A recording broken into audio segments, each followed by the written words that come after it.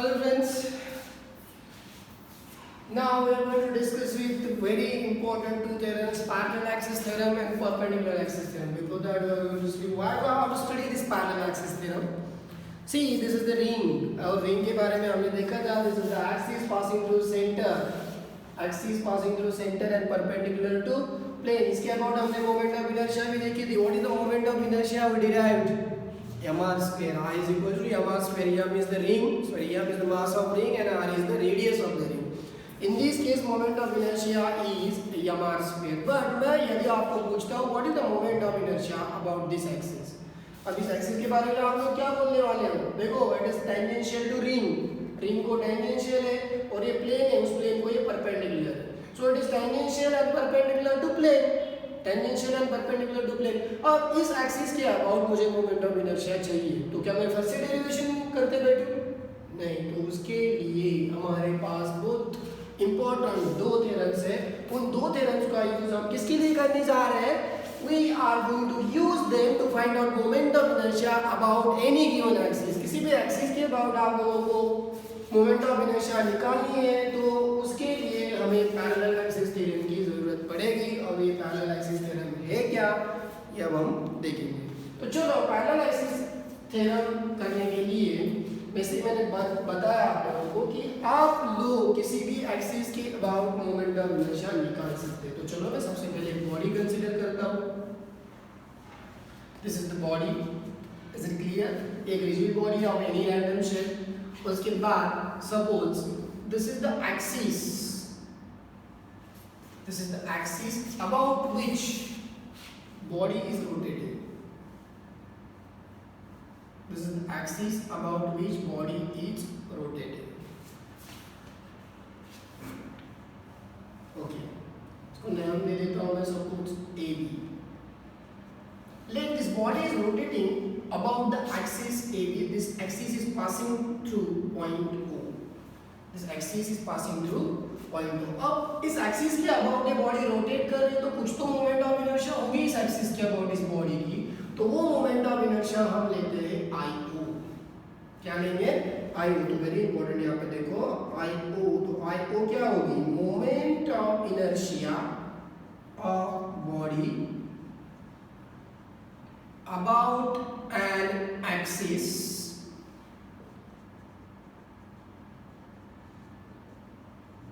Passing through any point O.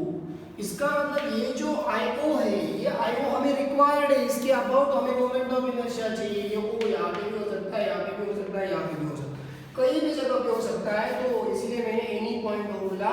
सो IO क्या represent करेगा? Moment of inertia of body about an axis passing through any point O. तो चलो, अभी suppose ये axis जो है, ये एक्सिस हमारे सेंटर ऑफ मास, सपोज यहाँ पे इस बॉडी का सेंटर ऑफ मास, जिसको मैं C से दिखाता हूँ, ये एक्सिस सेंटर ऑफ मास से h कितने डिस्टेंस पे है? सो h is the distance of axis from centre of मास. अब मैं सेंटर ऑफ मास से एक एक्सिस को निकालता हूँ. देखो,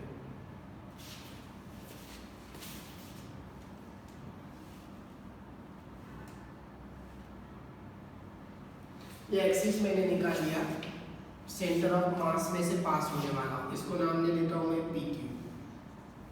ओके, सेंटर ऑफ मास को मैं यहाँ पे बोलता हूँ C. सो लेट, चलो इसको भूल जाओ. अभी सपोज ये बॉडी इस एक्सिस के अबाउट रोटेट कर रही, तो ये एक्सिस के बारे में आप क्या बोल सकते हो? This axis is passing through centre. तो इसको मैं बोलता हूँ अभी, रोटेट करने के बाद जो भी मोमेंट ऑफ इनर्शिया होगी, वो मोमेंट ऑफ इनर्शिया मैं IC बोलता हूँ. अब एक्चुअली मेरी बॉडी किसके अबाउट रोटेट कर रही है? ओके. तो मैं खाली एज्यूम कर रहा हूँ कि सपोज ये बॉडी इस एक्सिस के अबाउट रोटेट करेगी, तो इस एक्सिस के अबाउट मोमेंट ऑफ इनर्शिया क्या होगी? IC. तो IC क्या होगी? बोलो, mi about axis passing through centre of mass and parallel to given axis. एक important thing मैंने यहाँ पे बताई है कि ये जो एक्सिस होगा, ये जो एक्सिस होगा वो हमारे given एक्सिस को पैरेलल होना चाहिए, because we want to find the moment about this axis, this will already known to you. ये जो होगा आईसी, ये आप लोगों को पहले से ही पता होगा। तो निकालना क्या आप लोगों को, आईओ निकालना है, moment of inertia about any axis. तो इसके अबाउट एक्सिस, इस एक्सिस के अबाउट मोमेंट ऑफ इनर्शिया निकालने के लिए आप लोगों को यहाँ पे क्या क्या पता होना जरूरी होगा। ये आईसी, जब ये बॉडी सेंटर ऑफ मास के अबाउट रोटेट करेगी तो इसके अबाउट मोमेंट ऑफ इनर्शिया क्या है। तो एच क्या हो गया बोलो अभी, H is perpendicular distance between two parallel axes. H is the perpendicular distance, ये perpendicular है, H is the perpendicular distance between two parallel axes. देखो जैसे कि आप लोगों को इस एक्सिस के अबाउट मोमेंट ऑफ इनर्शिया निकालनी है, तो इसके अबाउट निकालने मतलब ये हो गया अपना आईओ। तो आईसी कौन सा होगा, सेंटर ऑफ मास में से पास होगा। ये भी एक्सिस सेंटर ऑफ मास में से ही पास होता है, बट जो ये एक्सिस था जिसके अबाउट हम मोमेंट ऑफ इनर्शिया निकाल रहे थे, दोनों पैरेलल है क्या, नहीं, ये भी सेंटर ऑफ मास में से ही पास होता है, keep in mind.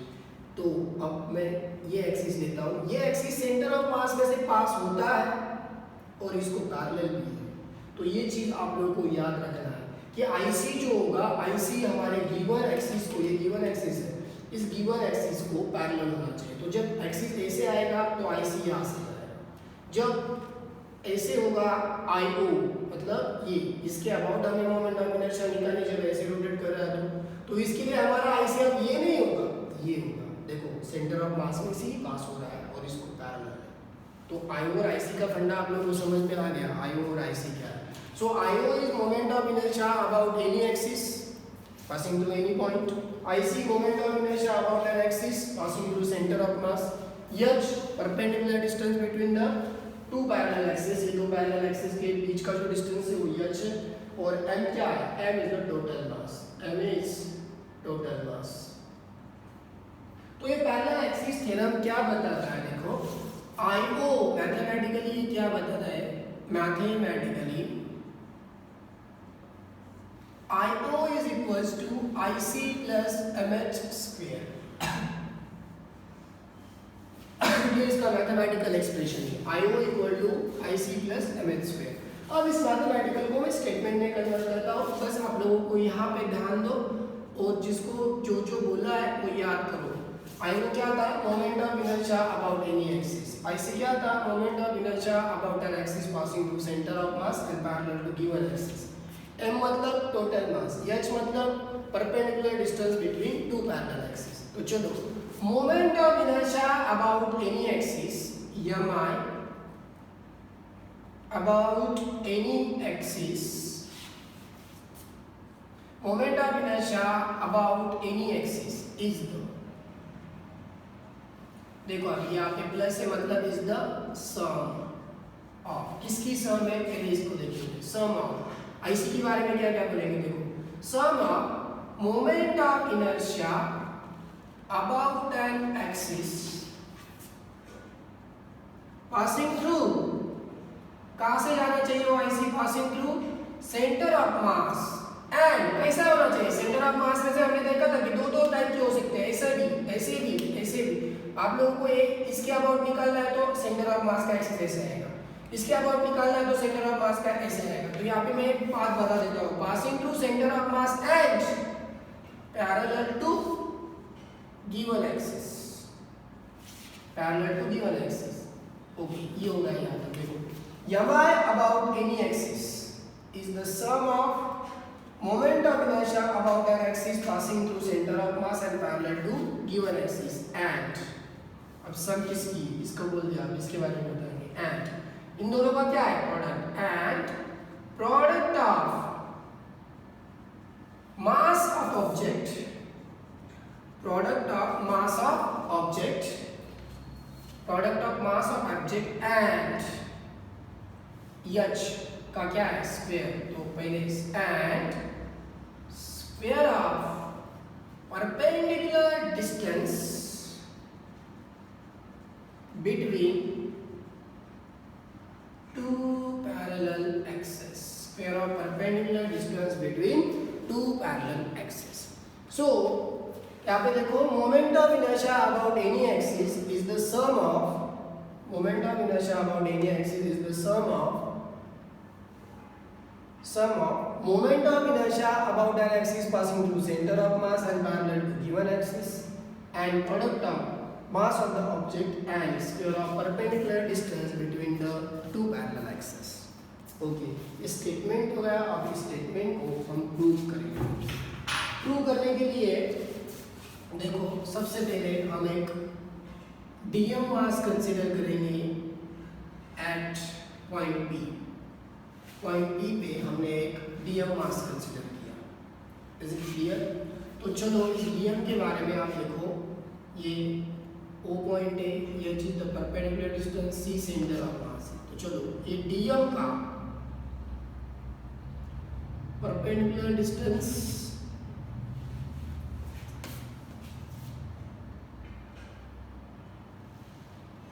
Perpendicular distance of DM from point O, चलो अब यहाँ इसको मैं बोलता हूँ आर को। Perpendicular distance of DM from centre of mass, इसको बोलता हूँ मैं आर सी। नाउ इस ओसी को मैं एक्सटेंड कर लेता हूँ और ओसी को एक्सटेंड करने के बाद पी से यहाँ पे परपेंडिकुलर ड्रॉप करता हूँ, उसको बोलता हूँ मैं एन। क्या बोलता हूँ? एन। तो मैंने क्या किया, सबसे पहले एक डीएम मास लिया पी पॉइंट। उस डीएम मास का परपेंडिकुलर डिस्टेंस ओ से कितना है? आर। यहाँ पे एक चीज इमेजिन करो कि ये बॉडी है, ये बॉडी ऐसे रोटेट कर रही है, तो मैंने यहाँ पे डीएम मास लिया, तो ये परपेंडिकुलर डिस्टेंस ही बनेगा ना। सपोज ये डीएम मास यहाँ पे है और ये एक्सिस है, तो ये परपेंडिकुलर डिस्टेंस बनेगा। ये दिखते समय परपेंडिकुलर नहीं दिख रहा है, लेकिन आप इमेजिन कर सकते हो। So R O is the perpendicular distance of mass DM from point two. उसके बाद RC is the perpendicular distance of mass dm from point C. उसके बाद इसको मैंने एक्सटेंड किया, extend OC up to n such that PN is perpendicular to OC. चलो ये हो गया हमारा ज्योमेट्री। अब इस ज्योमेट्री से हम डिराइव करेंगे ये वाला एक्सप्रेशन। ना हमने मोमेंट ऑफ इनर्शिया देखी थी। चलो इस डीएम का सोचते हैं। पहले सबसे पहले हम किसका यूज करेंगे? डीएम का। तो इस डीएम मास का मोमेंट ऑफ इनर्शिया जो है ओ की अबाउट, वो क्या थी बोलो? क्या थी? मोमेंट ऑफ इनर्शिया का जनरल फॉर्मूला क्या था? M R square. मास क्या है बोलो? अभी इसका डीएम और डिस्टेंस क्या है? R O. तो क्या होगा? R O square. ये किसकी मोमेंट ऑफ इनर्शिया होगी? डीएम की। किस एक्सिस के अबाउट? आई ओ के अबाउट। अब जब मैं बॉडी का निकालने जाऊंगा तो बॉडी को निकालने के लिए मैं क्या सब पार्टिकल्स का सोचूंगा? नहीं, मैंने यहाँ पे एक्सटेंडेड बॉडी ली है, एक्सटेंडेड बॉडी ली है, इसलिए डीएम मास लिया, तो मुझे यहाँ पे इंटीग्रेशन करना पड़ेगा। So MI of body about axis, कौन सा एक्सिस है ये? A B. क्या होगा? आईओ बोला है उस मोमेंट ऑफ इनर्शिया। मैं पूरे बॉडी का निकाल रहा हूं तो इंटीग्रेशन आएगा। इंटीग्रेशन किसका आएगा? M R square. एम क्या है? डीएम और परपेंडिकुलर डिस्टेंस क्या है? R O. So R O square DM. उसके बाद M I of body about axis P Q. P Q के अबाउट क्या होगी? चलो पी क्यू के अबाउट क्या नाम दिया है मैंने? आईसी। बॉडी बोला है, बॉडी बोला है तो क्या आएगा फिर से? इंटीग्रेशन। मास क्या है? डीएम। डिस्टेंस क्या है? सेंटर ऑफ मास से एक्सिस से परपेंडिकुलर डिस्टेंस क्या है? आरसी। तो आरसी स्क्वायर डीएम। आई और आईसी हमने निकाल लिया। अब मैं ज्योमेट्री पे जाता हूँ। From geometry, from geometry of figure. Geometry of figure में से मैं पाइथागोरस थ्योरम यूज करूंगा। In triangle O N P using Pythagoras theorem. यहाँ पे मैं पाइथागोरस थ्योरम यूज करूंगा। तो चलो क्या होगा देखिए यहाँ पे। OP square is equal to ON square plus NP square. Without अब यहाँ पे ON देखो, ON किसका एडिशन है? OC plus CN. ON is equals to OC plus CN. यहाँ पे डाल देता हूँ, क्या होगा देखो, OP square is equals to OC plus CN bracket का स्क्वायर प्लस NP स्क्वायर. अब यहाँ पे A प्लस B ब्रैकेट का स्क्वायर करता हूँ तो A square plus 2AB plus B square plus NP square as it is. तो देखो यहाँ पे CN square plus PN square, ये चेक करो, CN square plus PN square क्या आएगा, CP square. So OC square plus 2OC into CN, और इन दोनों की जगह पे देखो CN square plus NP square, CN square plus NP square क्या है, CP स्क्वायर. क्लियर. और यहाँ पे OP स्क्वायर. चलो OP को क्या है, RO नाम है, तो ये हो गया RO स्क्वायर. OC को क्या है, H स्क्वायर प्लस 2 OC को क्या है, H. CN को मैं X बोलता हूँ, CN को क्या दिया मैंने, X plus CP square. CP square क्या है, RC स्क्वायर. CP स्क्वायर क्या है, RC square. Is it clear. अब RO स्क्वायर देखो, जैसे यहाँ पे RO स्क्वायर आया, उसको क्या चाहिए अभी RO में कन्वर्ट करने के लिए, मल्टीप्लाई बाय DM और इंटीग्रेशन. तो मैं क्या करता हूँ, एक साथ multiply equation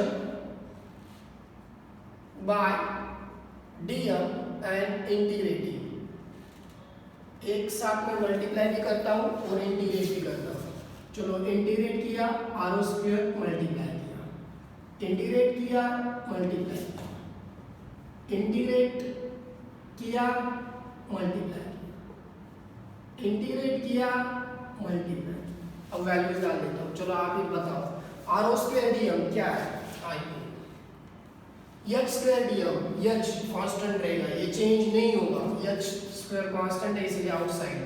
DM integration of DM, 2 constant, H constant, X change हो सकता है, ये पार्टिकल में मैं कहीं भी ले सकता हूँ, एनी पॉइंट है ये P मास DM मास मैंने कहीं भी ले सकता हूँ. तो जैसे यहाँ पे आएगा तो ये चेंज हो जाएगा, तो वैल्यू हो जाएगा X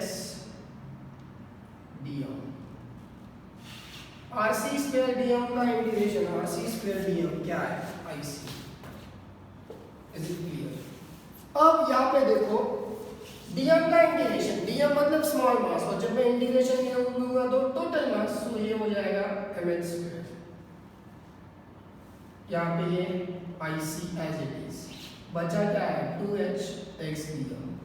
अब ये इंपॉर्टेंट देखो, यहाँ पे X DM, X ये वाला और DM. X क्या, सेंटर ऑफ मास से डिस्टेंस है DM का. अब जब सेंटर ऑफ मास क्या होता है, देखो यहाँ पे ये एक स्क्वायर है, ये उसका सेंटर ऑफ मास है.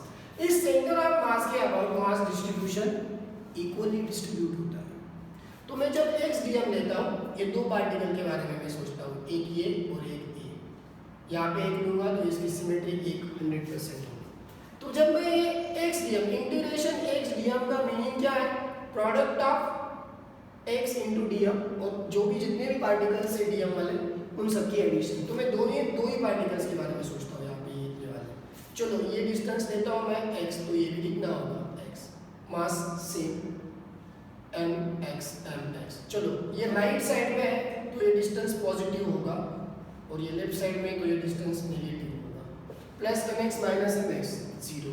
तो इसका मतलब ये x इंटू DM, ये वैल्यू क्या हो जाएगी, 0. क्यों 0 होगी, क्योंकि जो मास डिस्ट्रीब्यूशन है, सेंटर ऑफ मास के अबाउट जो मास डिस्ट्रीब्यूशन है, वो मास डिस्ट्रीब्यूशन सिमेट्रिक होता है, और सिमेट्रिक होने के कारण ये प्लस माइनस हो जाएगा, और पूरा वैल्यू क्या हो जाएगा उसका, 0.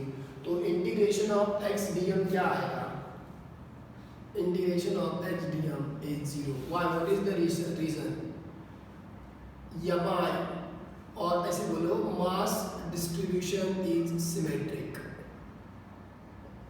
मास distribution is symmetric about centre of mass. तो क्या बचा यहाँ पे, वो देखो I O, therefore I O is equals to, ये 0 हो गया है, आई सी बचा यहाँ पे और यहाँ पे M H. I O is equals to क्या, I C plus M H square. Meaning समझ में आया आप लोगों को, इसका मीनिंग समझ के लो। आई ओ क्या है, moment of inertia about any axis. I C क्या है, moment of inertia about the axis passing through centre of mass parallel to given axis. M total mass, H distance between two parallel axes, perpendicular distance between two parallel axes. Is it clear?